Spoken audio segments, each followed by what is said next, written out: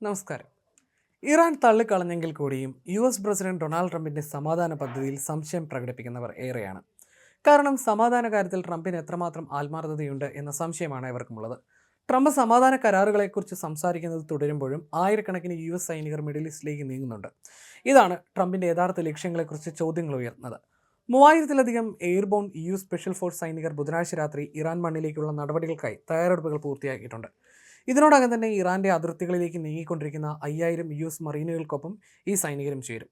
സമാധാന കരാർ പരാജയപ്പെട്ടാൽ ഇറാന്റെ തന്ത്രപ്രധാനമായ ഖാർഗ് ദ്വീപ് ആക്രമിക്കാൻ ട്രംപ് ഉത്തരവിടുമെന്നാണ് വിലയിരുത്തപ്പെടുന്നത്. ഇതിനായിട്ടുള്ള സൈനിക നീക്കങ്ങൾ പൂർത്തിയാക്കാനുള്ള ഒരു തന്ത്രമാണ് ട്രംപിന്റെ ഈ 5 ദിവസത്തെ സാവകാശം എന്നാണ് സംശയമുയരുന്നത്. ട്രംപ് പറഞ്ഞ ഈ 5 ദിവസത്തിൽ ഇനി ബാക്കിയുള്ളത് ആകെ 2 ദിവസം കൂടി മാത്രമാണ്.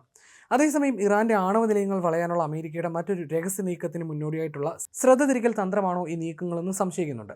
സമാധാന ചർച്ചകളിൽ പങ്കെടുക്കാൻ സാധ്യതയുള്ള Iranian parliament speaker Mohammad Baqer Qalibaf കഴിഞ്ഞ രാത്രി കടുത്ത മുന്നറിയിപ്പായിരുന്നു നൽകിയത്. ഏതെങ്കിലും തരത്തിലുള്ള അധിനിവേശം ഉണ്ടായാൽ ശക്തമായ ആക്രമണങ്ങൾ നേരിടേണ്ടി വരുമെന്നായിരുന്നു അദ്ദേഹത്തിന്റെ മുന്നറിയിപ്പ്. ശത്രുവിന്റെ ഓരോ നീക്കവും ഞങ്ങളുടെ സായുധ സേനയുടെ പൂർണ്ണ നിരീക്ഷണത്തിലാണ്. അവർ അത് പരിധി ലംഘിച്ചാൽ ആ മേഖലയിലെ രാജ്യത്തിന്റെ എല്ലാ സുപ്രധാന അടിസ്ഥാന സൗകര്യങ്ങളും യാതൊരു നിയന്ത്രണവുമില്ലാതെ ഞങ്ങളുടെ നിരന്തരമായ ആക്രമണത്തിന് ഇരയാകും എന്നായിരുന്നു അദ്ദേഹത്തിന്റെ വാക്കുകൾ. ഇതിനിടെ മുൻ CIA ഡയറക്ടർ ജോൺ ബ്രണ്ണൻ താൻ ട്രംപിനേക്കാൾ കൂടുതൽ വിശ്വസിക്കുന്നത് ഇറാൻ ഭരണകൂടത്തെയാണെന്നും പ്രതികരിച്ചു. ഇരുപക്ഷവും ചർച്ചകളിൽ ഏർപ്പെട്ടിട്ടുണ്ടോ എന്ന ചോദ്യത്തെക്കുറിച്ച് അദ്ദേഹം പറഞ്ഞത് ഇങ്ങനെയാണ്: ഡൊണാൾഡ് ട്രംപിനേക്കാൾ കൂടുതൽ ഞാൻ ഇറാനെ വിശ്വസിക്കാനാണ് ഇഷ്ടപ്പെടുന്നത്. കാരണം സത്യം ആവർത്തിച്ച് മുഖത്തടിച്ചാൽ പോലും അത് അംഗീകരിക്കാൻ അദ്ദേഹത്തിന് കഴിയില്ല. അദ്ദേഹം ഇപ്പോൾ പതറിക്കൊണ്ടിരിക്കുകയാണെന്ന് വ്യക്തമാണ്.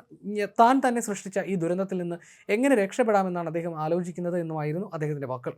പസഫിക് മേഖലയിൽ നിന്നും പുറപ്പെട്ട US മറീനുകൾ ഈ വാരാന്ത്യത്തോടെ മേഖലയിൽ എത്തുന്നതോടെ ഏത് നിമിഷവും ഒരു ആക്രമണം ഉണ്ടാകാം എന്നാണ് വിവരം.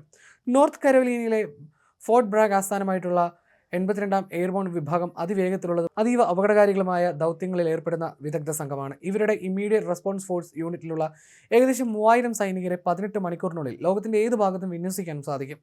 ഇറാന്റെ ഊർജ്ജ മേഖലയിൽ ശക്തമായി സമ്മർദ്ദം ചെലുത്താനുള്ള ഒരു തന്ത്രപരമായ നീക്കമായിട്ടാണ് ഖാർഗ് ദ്വീപിന് മേലുള്ള നീക്കത്തെ സൈനിക വൃത്തങ്ങൾ നോക്കിക്കാണുന്നത്. ഈ ദ്വീപ് പിടിച്ചെടുത്താൽ ഇറാൻ ഭരണകൂടമായി വിലപേശാൻ ട്രംപിന് ഒരു അവസരമുണ്ടാകും.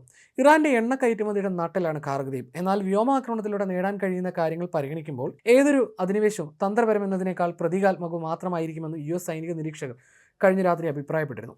മുൻ US സ്പെഷ്യൽ ഫോഴ്സ് സൈനികനായ മാറ്റ് ടാർഡിയുടെ വാക്കുകൾ ഇങ്ങനെയായിരുന്നു: പേർഷ്യൻ ഗൾഫിന് മുകളിലൂടെ സ്വതന്ത്രമായി പറക്കുന്ന A-10 ബോംബർ വിമാനങ്ങളും അപ്പാച്ചെ ഹെലികോപ്റ്റർ ഗൺഷിപ്പുകളും ഉപയോഗിച്ച് ആകാശത്തു നിന്ന് തന്നെ ഖാർഗിനെ ഒറ്റപ്പെടുത്താൻ അമേരിക്കയ്ക്ക് സാധിക്കും. ഖാർഗ് ദ്വീപിലേക്ക് സൈന്യത്തെ അയക്കുന്നത് പ്രതീകാത്മകവും വിഡ്ഢിത്തവുമാണ്. അതൊരിക്കലും ഉചിതമല്ലെന്നായിരുന്നു അദ്ദേഹം പറഞ്ഞത്. പ്രസിഡന്റ് ട്രംപ് കുറച്ചു കാലമായി പ്രത്യേകിച്ച് ഹോർമുസ് കടലിട കടച്ചതിനു ശേഷം ഇതിൽ നിന്ന് പുറത്തു കടക്കാനും വിജയം പ്രഖ്യാപിക്കാനുമുള്ള ഒരു വഴി തേടുകയാണെന്നും താൻ കരുതുന്നതായി അദ്ദേഹം പ്രതികരിച്ചു.